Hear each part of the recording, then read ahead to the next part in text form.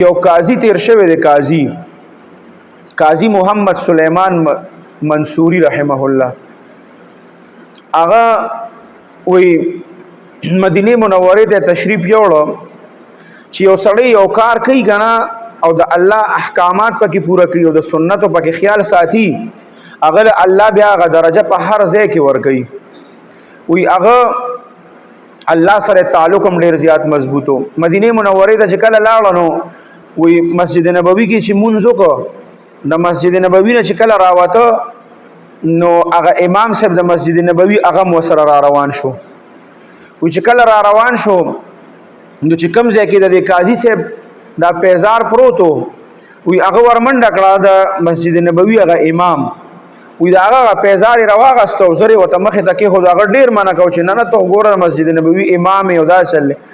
بیا ډیر زیات په مینا محبت وسره وروته خبره ته چې را ته زما دومره خیال ولې ساتي زه خو دومره غټ سړی نه مو نه په ما کې دومره سشتا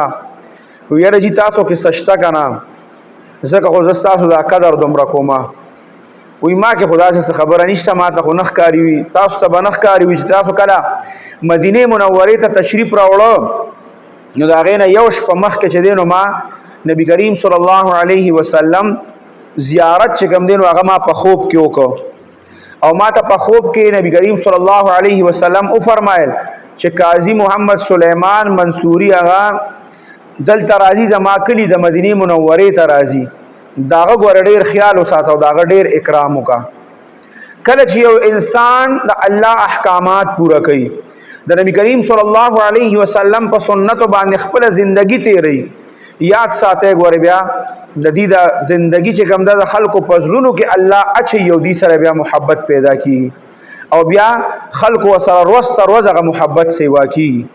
نو د سنت په خیال ساتو کنه بساتو د الله د احکامات په خیال ساتو چې د الله یو حکم رانه پاتې نه صحیح ده